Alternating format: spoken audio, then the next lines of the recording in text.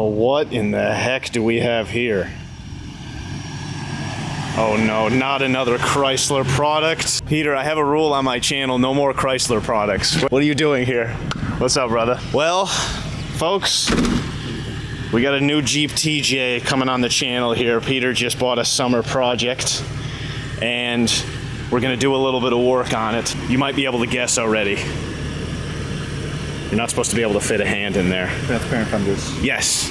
Added performance. I think it's a factory add-on, right? And although it's very aerodynamically conscious, we're going to switch those out with these babies and try to get this thing presenting a little bit better. You want to give a quick story on the purchase? I wanted to buy a Jeep summer project. It's a Jeep. It's fun to drive in. Saw this one on Marketplace. I didn't realize that the fenders were absolutely like obliterated on it, but the guy had fenders in the back seat. He said, "Oh, it's easy, just mount them on," and then it turns out it's not easy to just mount them on. So I called Galen. Yeah, it's weird because before this purchase we were just coworkers. I guess now we're friends. So maybe if the fenders go on, we'll become besties. Peter said that's contingent on that. So the good thing is he was intelligent when he purchased this. That is #1 requirement. These things are just not the same when you have a slush box in them. So I'm glad he got a manual. But anyways, we're gonna get working. He keeps giving me these dirty looks like he's only here to replace these fenders, so. All right, we're gonna take it for a little test drive before we start. Actually, see if the aerodynamic properties change once we get those new fenders on. I will say the interior's relatively clean. She's got 175K, so she's just a spring chicken for a 4-liter. And Peter also told me that the seat does not move forward and backward. So right now I'm really compensating for being 5'10" on a good day.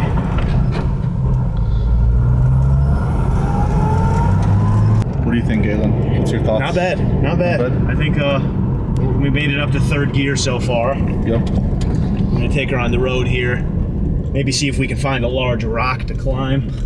No, I don't think this rusty suspension is gonna be able to handle that very well, but it does shift nice. Okay, that's good. That's good. Seems to have good oil pressure.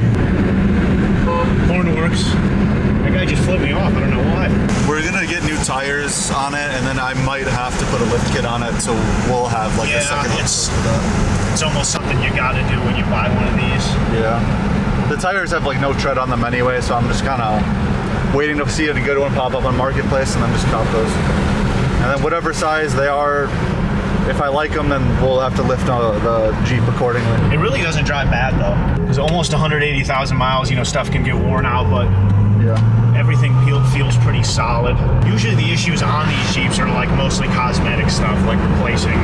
Everything's rusty and all this stuff. Yeah, unfortunately, rust is just what kills these. I'm also curious if the top comes off, because if the doors don't come off, it makes me think something's up with the top too. Yeah, usually I see the bolts actually back there. Yeah. I can show them to you to take the top off. Usually these don't knock on dashboard, but usually the tops don't like rust on or anything. Yeah. Peter mentioned that the doors have not been taken off in a long time, so they're kind of corroded onto the hinges. All right, we will continue back when we make it back to work on this thing. Okay, so we're looking around and we got a lot of pretty crusty fasteners that we're just spraying off with some penetrant before we start taking this apart. She's definitely an old Jeep, and she's got her wear, especially like this lower fuse bracket. If that comes out, that'll be a miracle. But basically the way this works is we're gonna first take the air box out, we'll take the fuse box, battery will get plucked out, and then there's a series of bolts like through here, and then down in the fender well we will take out.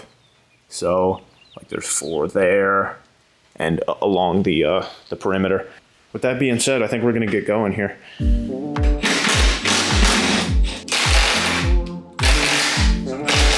work it like this just to kind of break the rust up. That's right. Oh, thank you, sir. Ooh, wow, wow. Not bad.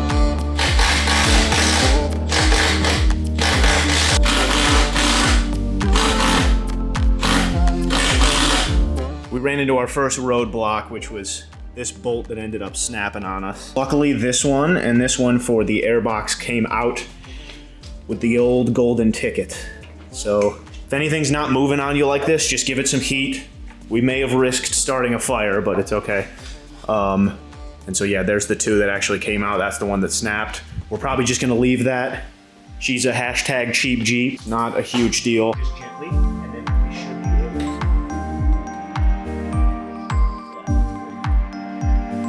That comes straight nice.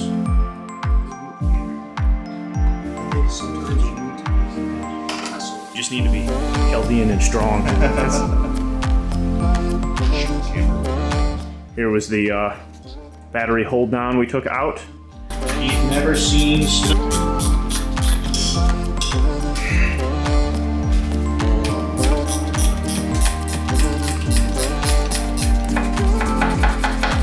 All right, so we're gonna try to get after these very scary looking fuse box bracket bolts.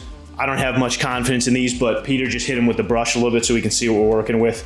Now we're gonna try to hammer a socket on, probably heat them again to work them out and keep our fingers crossed. That's gonna be pretty miraculous if that actually comes out. That might be okay, does it not?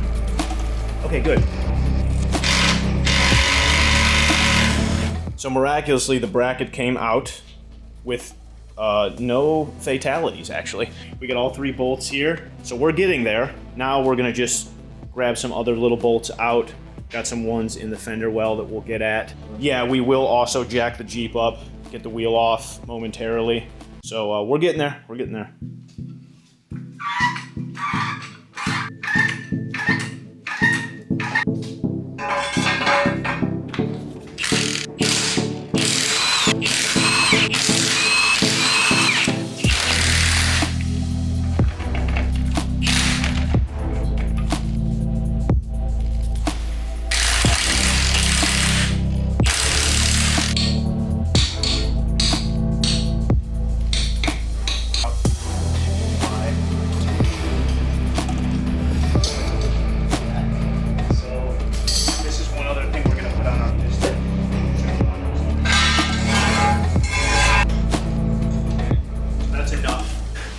Okay, well, go figure. We have one lug nut on here that for some reason was replaced and it wasn't the same as the matching set.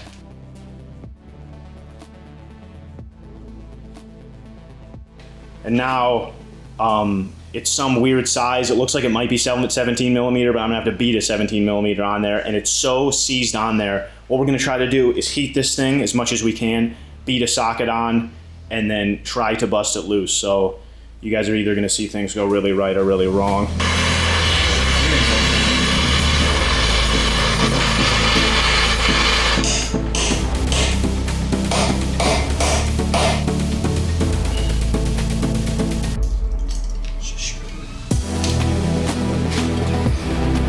Alright, plan B is now going to be an extractor socket.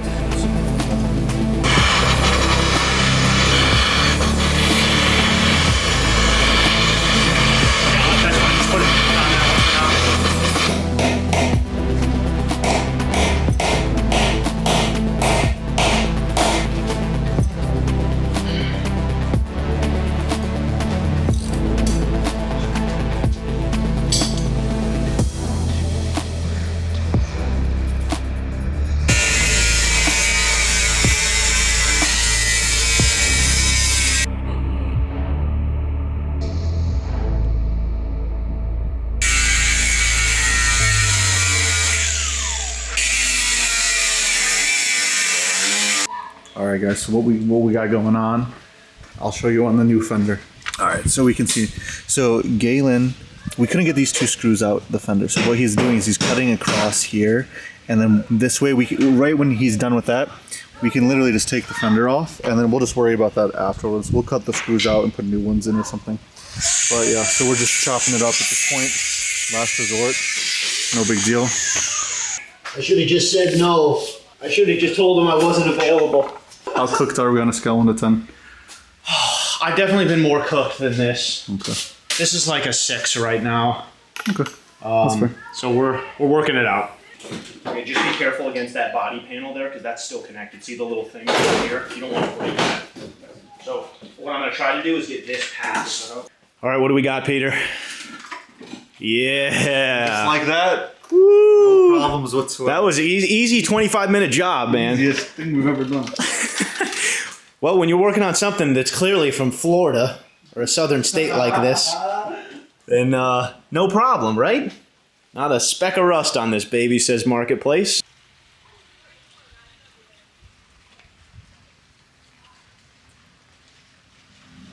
Should be a pretty substantial difference, I'd say. All right, that's all for today, Peter. So we're gonna start transitioning parts here. We're probably gonna reuse this battery tray. So with this out, we're hoping we can actually get these bolts out. The problem that occurred is underneath here, you just have rusted brackets that the welds break on them and then the bolts will just spin.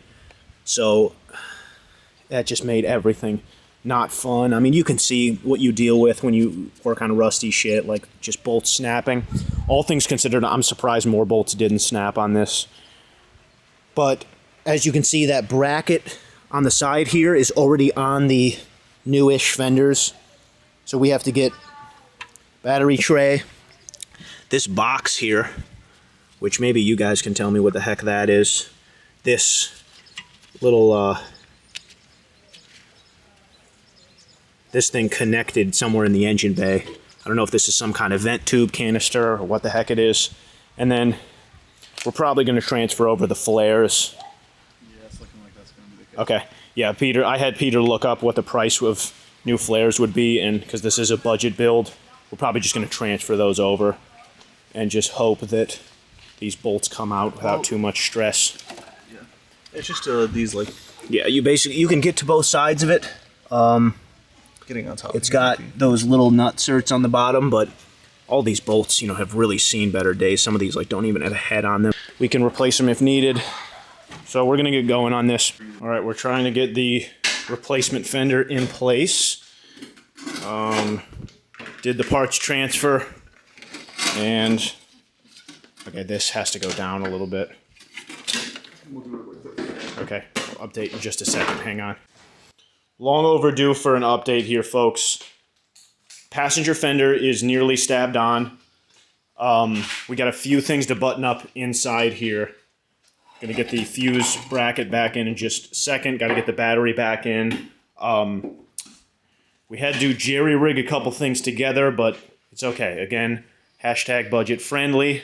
We got Peter over here getting started on the other side. This man is pulling out all kinds of bags of tricks that I've never seen before, but that's not to say that it's not efficacious. So right now, I got most of the bolts in here. As you can see, we got a couple things to button up, like a hanging zip tie. But we got the fog light stuff back in, connected our wiring harness here. We got those bolts on the side there stabbed in.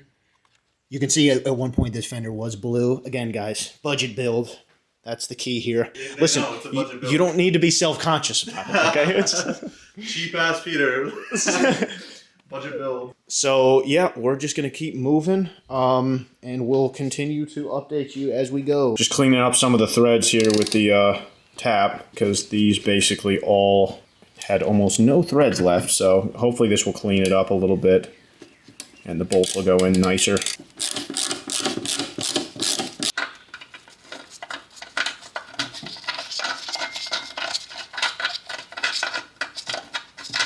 Much better.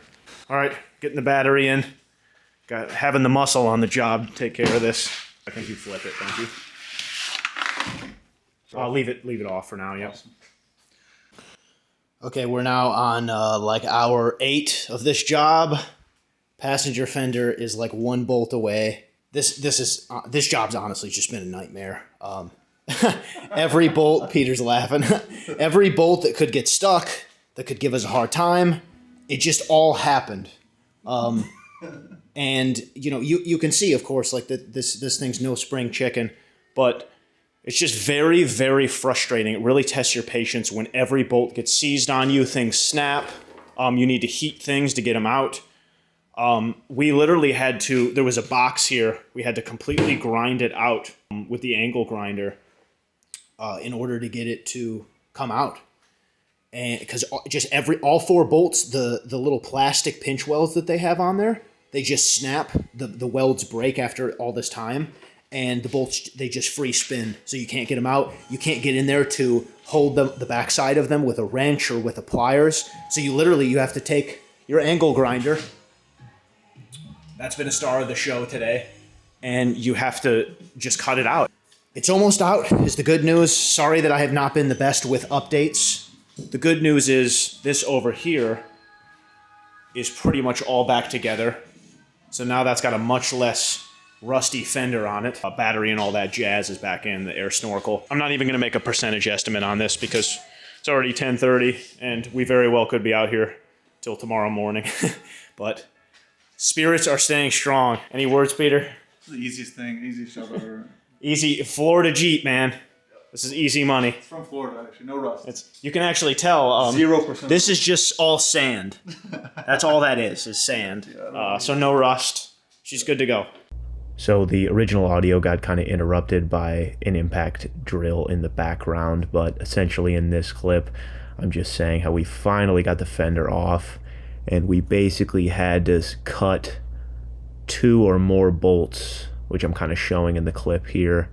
Just every fastener was completely stuck, seized on. It's an absolute nightmare, but we got the fender off and we're ready to put it on. You can see how rusty the bolts are too. But Peter is switching things over there. And how's your back feeling?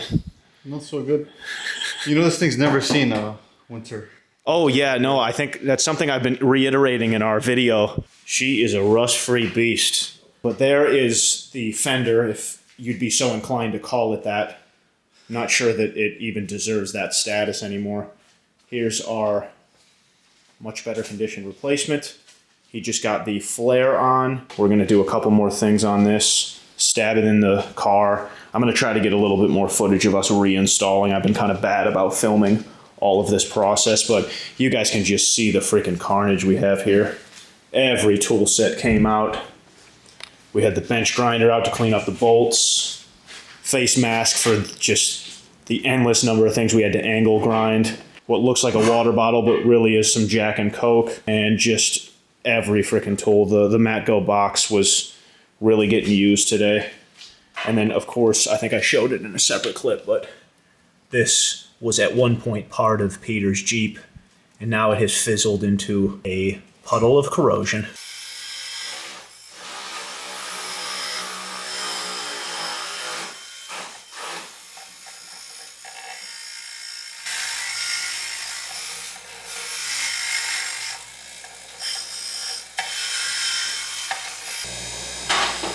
After.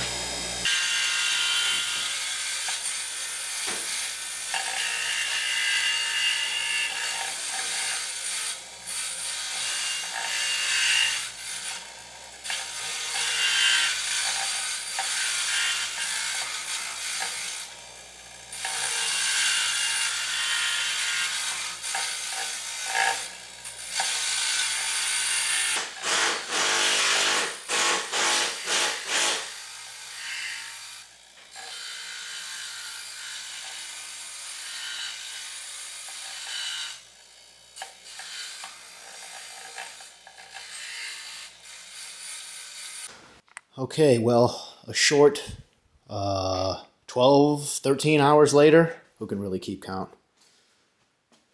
Jeep has much more presentable fenders on it. Still not perfect, of course, but that's not what we're going for here. So, Peter, are you a proud Jeep owner after that job? I'm gonna sell this thing so fast. I'm happy with it. It looks a lot better, but it's more to come for sure. I mean, we gotta put lift kit on our end. You can help me with that? I'm busy that weekend, actually. Yeah, so this was a huge learning opportunity for, honestly, both me and Peter. And man, this was quite the job. Goodness gracious. But we got these garbage, old piles of garbage out, and the Jeep looks just a scotch better than it did. I have quite the mess to pick up and we're gonna see if I do it tonight. It's like 2 in the morning right now. That's all for now. There goes the man. Now I'm left with a bit of a garage to clean up. Let's go ahead and get this taken care of. That's much better. Oh, now I can breathe a little bit. Fortunately, it's only 2:37 in the morning. Didn't take too long to tidy up. Let's do our little outro here. Oh man, seems like I continuously get taught the same lesson, which is that no repair job ever goes the way you think it will. I understand, universe. I understand. You don't have to keep doing this to me. Nevertheless, Peter seemed pretty happy to have the thing looking a little more presentable. That baby is quite the project car. I did not go with him when he originally purchased that thing. I couldn't make it the day he went. I probably would not have advised him to purchase that. Just having the history that I do with my close friend Noah's Jeep Wrangler, which I think I've mentioned on the channel before. That thing was very nice, but even with it being a nice example, rust was a huge issue with it. It was just a challenge to work with many times. It was pretty reliable outside of the catastrophic engine failure he had. Uh-oh. Yeah, that's not supposed to look like that. It just seems like there was always something to fix on it, and he was never satisfied with like the build being complete, so to say. So if you want a good project, TJ is fantastic for that. I would recommend buying one that is as rust-free as possible, and if you need to do more significant drivetrain work on it, transmission work, suspension, whatever, that's fine. That's worth the sacrifice of not having to deal with rust, because it's horrible. It sucks. I'm gonna finally go to bed because it's almost 3 a.m.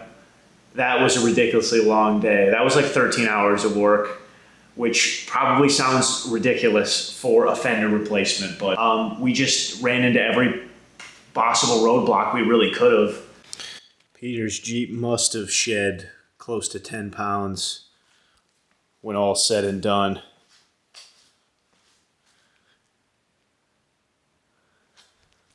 It's just insane how much freaking rust and garbage fell off that Jeep. Concerns me how much of that ended up in our lungs, but crazy.